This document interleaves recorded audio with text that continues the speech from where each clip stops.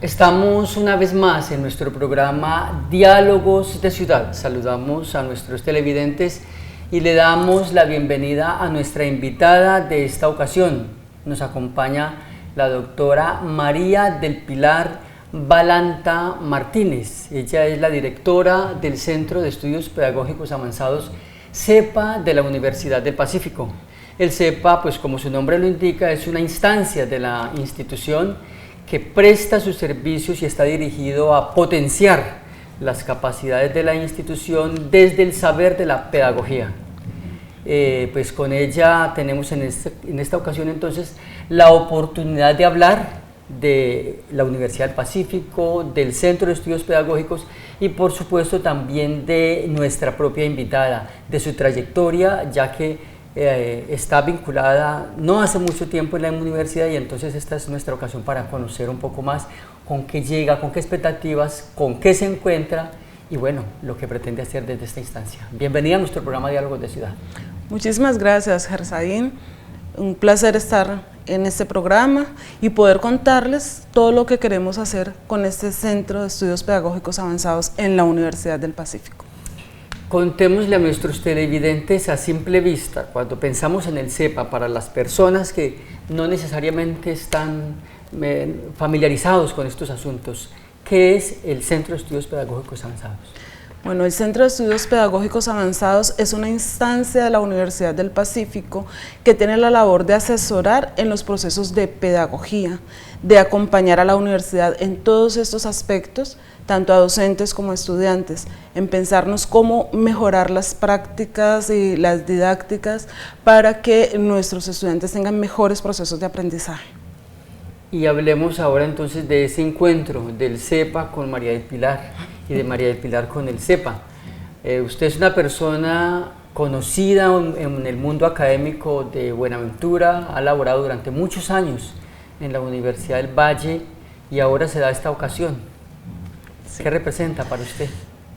Para mí representa un gran sueño, y representa un gran sueño porque en este ejercicio de trabajar con la Universidad del Valle en diferentes instancias, no solamente en Pacífico, he tenido la oportunidad de acompañar la construcción de documentos de política pública etnoeducativa.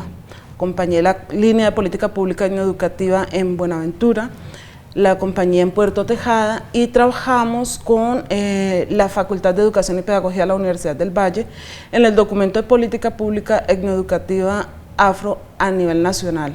Entonces, con toda esta trayectoria, más los acompañamientos a comunidades indígenas en diferentes espacios, formales y no formales, me da la posibilidad de llegar a un espacio donde hay una universidad concebida pensando en la interculturalidad y en la etnoeducación, como posibilidad y oportunidad de reconocer esos otros saberes y conocimientos. Entonces, poder acompañar y dirigir desde allí es muy importante para mí. Llegar a la Universidad del Pacífico después de que la institución lleva 25 años de recorrido activo, pues de vida académica, y usted estar en la ciudad, escuchar desde afuera, ver la universidad con sus aciertos, sus desaciertos, lo que se dice, lo que se especula, porque al fin y al cabo hay que admitir que la Universidad del Pacífico pues es la institución que representa mayor esperanza para los habitantes de Buenaventura en términos de educación superior, pues es como la que se ha pensado para la región, más allá de que la ciudad disfruta de la sede de la Universidad del Valle acá en Buenaventura. Y en ese contexto, ¿cómo se da su llegada? Es decir, usted, ¿cómo se había preparado, si la toman por sorpresa cuando la llaman a la Universidad del Pacífico? ¿Había pensado alguna vez en hacer sus aportes a la universidad? Bueno, en hacer los aportes directamente a la universidad no lo había pensado, pero sí había tenido la oportunidad de conversar con varios profesores y profesoras y de hacer algún trabajo en conjunto con algunos de ellos, y la verdad era esa alianza como con los profesores, pero no con la institucionalidad, Cuando me llaman, sí me toma por sorpresa. Hay una oportunidad desde la hoja de vida, desde la experiencia y también desde el estar en Buenaventura. Y preciso eso por mi formación académica y todo, pues se esperaría que pudiera moverme en otros escenarios, pero yo quiero el territorio y por eso lo he acompañado. Creo que al territorio hay que devolverle, a partir de la formación que uno tiene, devolverle muchas posibilidades y darle esperanza a los jóvenes. Entonces, me tomó por sorpresa, pero como le digo, ya habían algunos encuentros con personas de la universidad, entonces una posibilidad importante.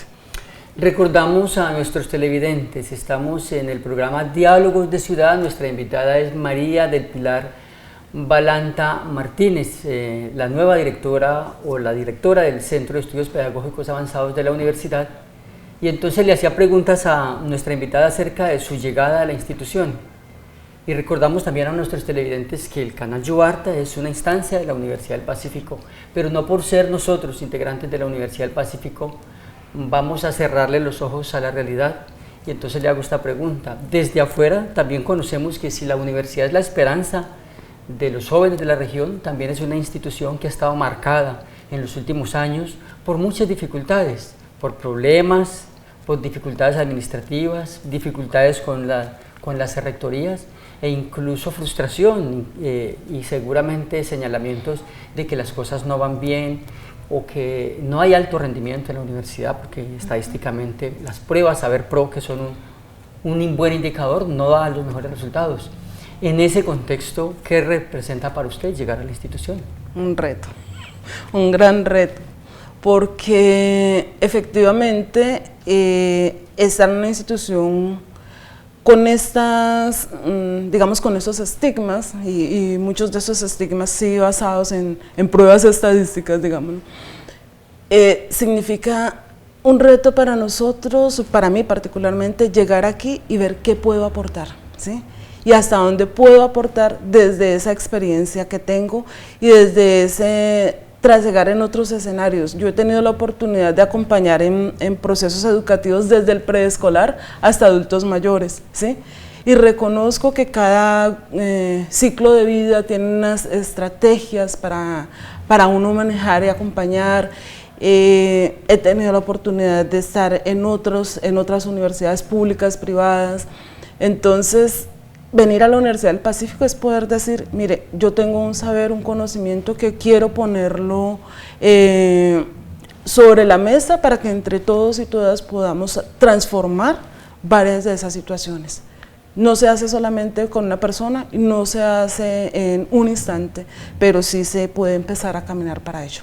Y bien, pues como nuestro tema central es el Centro de Estudios Pedagógicos Avanzados, la pedagogía y el ejercicio de la educación, entremos un poco en materia y hagamos una pregunta que cualquiera persona podría formular a una experta en el asunto, y es ¿cuánto pesa, qué importancia tiene en la calidad de la educación la formación del docente? Sabemos que hay muchos factores, ¿cierto? Pero en general, ¿qué se puede decir acerca de un asunto tan importante? Pues a ver, yo pienso que la formación del docente es clave dentro del proceso de aprendizaje y enseñanza, y lo digo de esta manera porque los caminos y las teorías de la educación han ido modificando esa mirada, y entonces ya no es el docente quien llega con sus contenidos a hacer su clase y a desarrollarla, sino que hay que llegar a mirar cómo aprenden nuestros estudiantes y cómo desde allí nosotros podemos diseñar estrategias y acciones que permitan que cada uno alcance lo que requerimos en cada una de nuestras asignaturas. De un lado está así, ese saber, esa formación; de otro lado está la vocación, aunque muchas personas dicen que no es tan importante. Yo considero que sí es importante, porque para ser docente, para ser educador, hay que quererlo, hay que gustarle hacerlo. Y lo otro es reconocer la diferencia que hay entre cada una de las personas que están allí en el aula de clase, ¿sí? Y eso creo que es el plus que puede tener la Universidad del Pacífico, al menos desde su misión y su visión, en donde identifica y reconoce que somos diferentes culturas que confluimos pues a este espacio, y desde allí podemos construir conocimiento. Una premisa de uno de los pensadores más conocidos en el mundo occidental, nos dice: conócete a ti mismo, ¿cierto? Una situación retadora. Sí. Parte de esa labor se encuentra un experto o un alto funcionario cuando llega a una institución. ¿Cómo se relaciona con la instancia, con la dependencia? ¿Qué conoce entonces en este caso desde el CEPA y desde ese punto de vista entonces para nuestros televidentes? ¿Con qué se encontró en el CEPA? ¿Cómo está constituido el CEPA? Bien, cuando yo llegué, lo primero que me pensé es, bueno, aquí hay que conocer, ¿sí? Y nosotros empezamos a trabajar un diagnóstico situacional, un diagnóstico rápido situacional, que nos permitió mirar el CEPA adentro, pero también el CEPA cómo lo estaban mirando las demás personas de la universidad. En el CEPA en este momento somos 3 personas, ¿sí? Tenemos un técnico administrativo, tenemos un profesional de apoyo y yo estoy en la dirección. Tuvimos el acompañamiento de 2 estudiantes de sociología que nos apoyaron en uno de los temas de las líneas que están allí, que seguramente la vamos a conversar ahora, que es una investigación que estamos organizando. Y en ese ejercicio, claro, lo que nos encontramos es que hay una gran expectativa de lo que es el CEPA, hay una gran responsabilidad en términos de que se espera que desde el CEPA se pueda realmente poder apoyar todos los procesos pedagógicos, el diseño de las guías, todos los procesos didácticos, mejorar el rendimiento académico, mejorar la calidad educativa. Y quienes constituyeron el CEPA en ese momento tuvieron un gran sueño, yo diría como la utopía, ¿no? Nos dejaron allí ese horizonte y tenemos que caminar y caminar cada día para poder alcanzarlo, aunque se vaya tomando distancia. Entonces, en esa medida nosotros, después de realizar ese diagnóstico, encontramos que tenemos que trabajar en la actualización docente, encontramos que hay como un fantasma, ¿no?, entre los docentes, y es que la mayoría, y nos pasa no solamente en la Universidad del Pacífico, sino en todas las universidades, llegamos como profesionales a enseñar, ¿sí? Pero no somos profesionales de pedagogía ni somos profesionales de docencia. Y eso de alguna manera ha generado un peso en los profesores y las profesoras. Adicional a eso, la necesidad de actualización, la necesidad de erradicar ese fantasma, porque a pesar de eso muchos y muchas de estas personas han ido haciendo un camino y han ido generando una experiencia que hay que capitalizarla, porque han logrado de alguna manera desarrollar sus procesos de clase. Encontramos que hay una necesidad de hacer investigación. Hay también algunos ejercicios que se han hecho en el CEPA de investigación que de pronto no fueron publicados y no fueron difundidos, y en eso estamos, Gersaín.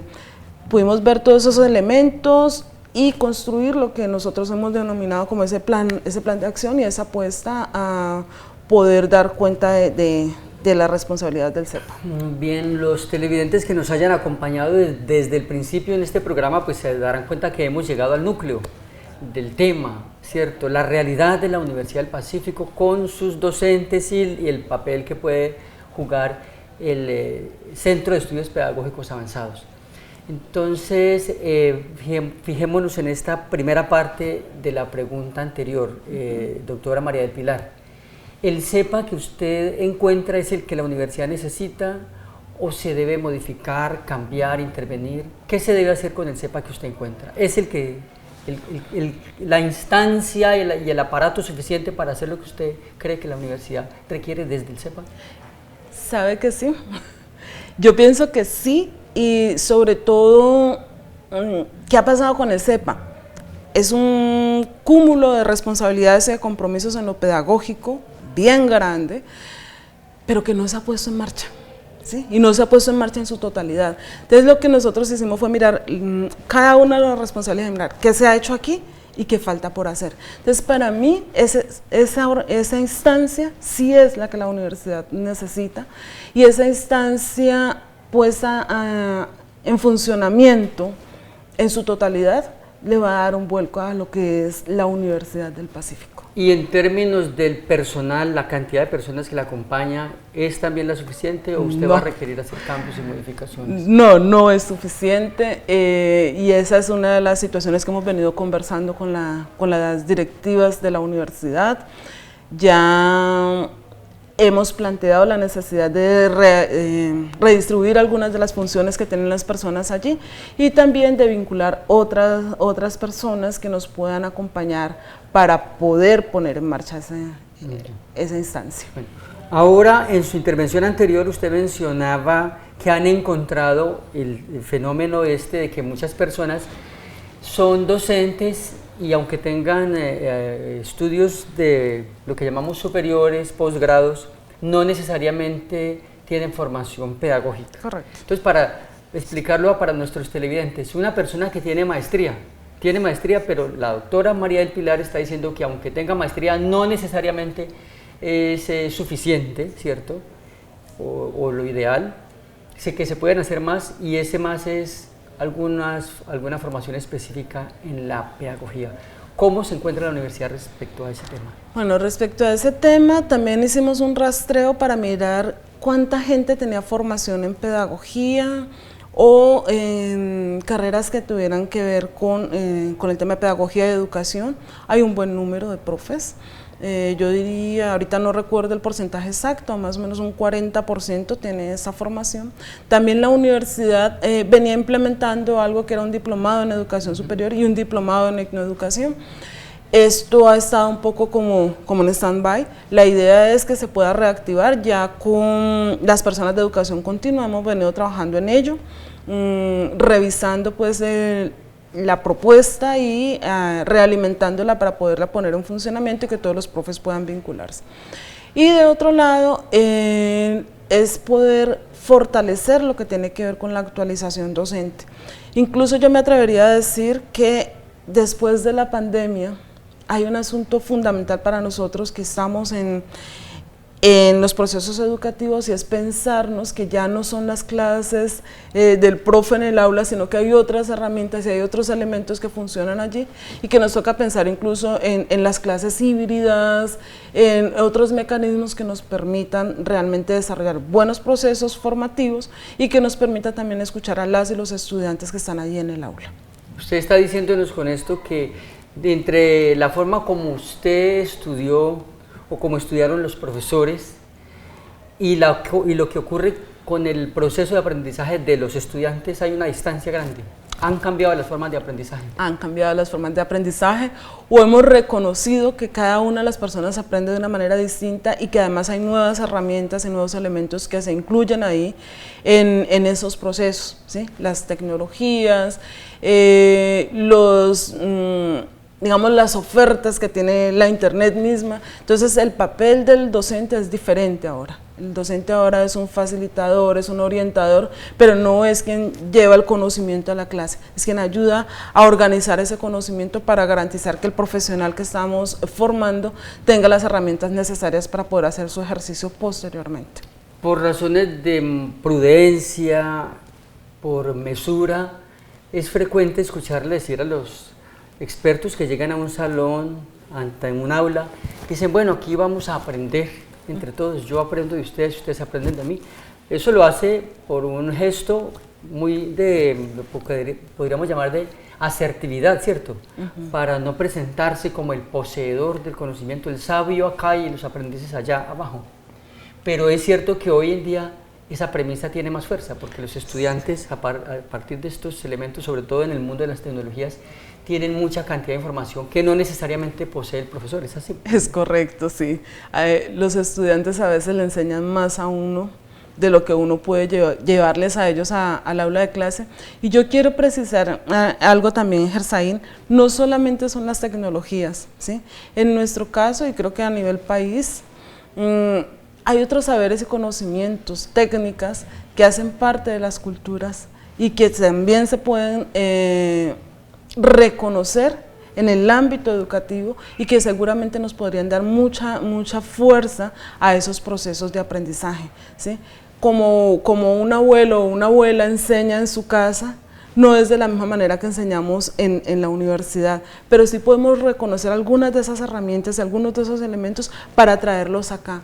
Hay un tema allí, si usted me permite de pronto profundizar allí, y es que para nosotros, quienes nos reconocemos como parte de los grupos técnicos, el que se haga esa ruptura con esas formas de aprendizaje y con esos saberes previos, significa también una ruptura en nuestra identidad, ¿sí? Y si usted no llega como una persona íntegra, con una identidad clara, usted puede pasar y recoger una serie de conocimientos y de saberes, pero siempre va a tener ese huequito allí, siempre va a tener ese vacío.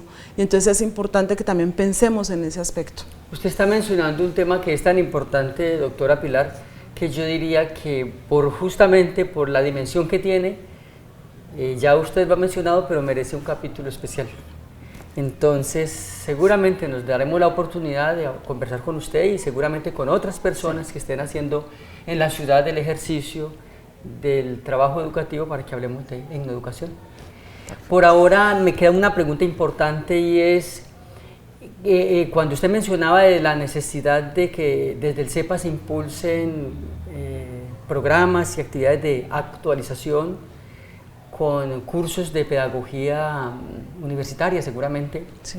Nos vamos a encontrar entonces con el caso de personas que poseen maestría y algunos de nuestra universidad también doctorado, pero ¿cómo va a ser esa reacción de ellos cuando se les diga que teniendo maestría la universidad le quiere ofrecer una actualización en pedagogía universitaria?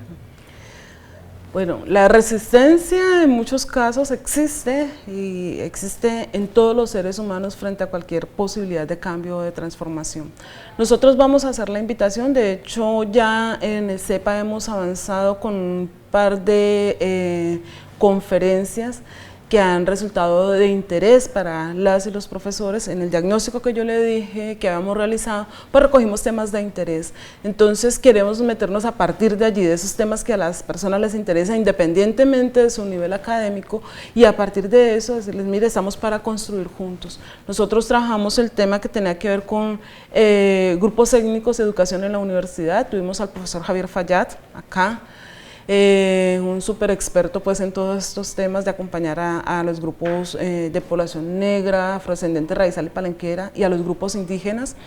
Y tuvimos un tema de neuroaprendizaje y didácticas con el doctor Pablo Monsalve, que también resultó de mucho interés. Y estamos pues en la ruta de desarrollar, de hecho para julio vamos a hacer un tema de salud mental y vida universitaria a mi cargo.